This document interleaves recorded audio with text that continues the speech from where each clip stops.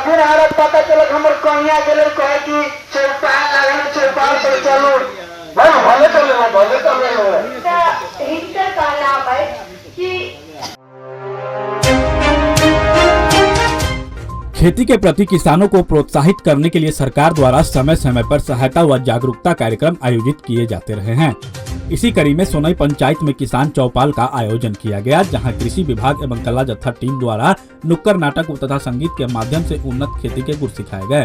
कला जत्था टीम द्वारा नुक्कड़ नाटक कर पराली जलाने से उत्पन्न प्रदूषण, कृषि यंत्र के फायदे, जैविक खेती से फसल की अच्छी पैदावार एवं किचन बागवानी पर किसानों को जागरूक किया। जानकारी देते हुए मुखिया डॉक्टर प्रेम कुमार मंडल ने कहा कि आज चौपाल कार्यक्रम के माध्यम से किसानों को जागरूक किया गया है, ताकि खेती में फसल की पैदावार दुगनी हो और किसान सही तरीके से खेती कर सके।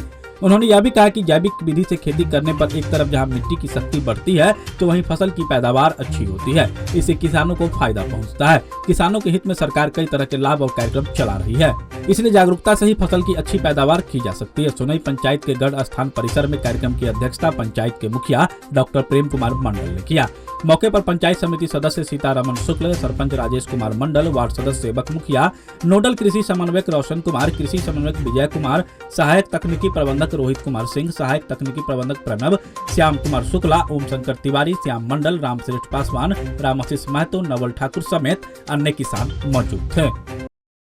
जी, मैं सबसे पहले तो माननीय मुख्यमंत्री जी के आदेशानुसार आत्मा के सहयोग से जिला स्तर से किसानों का विशेष खरीफ फसल के लिए चौपाल का आयोजन किया गया है। मैं सारे ही आयोजनकर्ता को दिल से धन्यवाद देता हूं सोनई पंचायत की जनता की ओर से। और इस कार्यक्रम का बहुत मुख्य मकसद यह था कि हमारे किसान भाइयों के द्वारा जो खेती करने के बाद जो उसका अवशेष है उसको खेतों में जला दिया जाता है, विनष्टीकरण कर दिया जाता है, तो उससे हमारे खेतों की जो गुणवत्ता है वो भी कमज़ोर पड़ जाती है।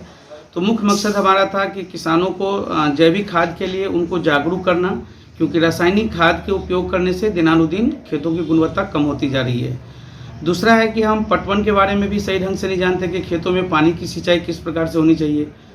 उसके बाद विभिन्न प्रकार की किराना फसल है, जैसे मिर्ची की खेती है, आलू उपजाना, आलू है, प्याज है, लहसुन है, अदरक है, इस तरह से गोभी है, विभिन्न प्रकार के सब्जियां हैं, हरी सब्जियां हैं। इन सब का उत्पादन करने की जो कलाएं हैं उस कला को सीख करके किसान अपने दैनिक जीवन में उपयोग लाए। हमारे इस चौपाल का मुख्य मकसद यही था।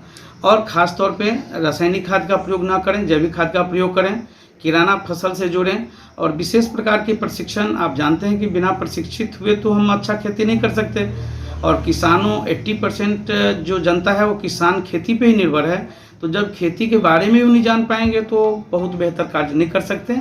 इसीलिए हमारे किसान, ये जो हमारा चौपाल था, किसान चौपाल था, उसका मुख्य मकसद यही था।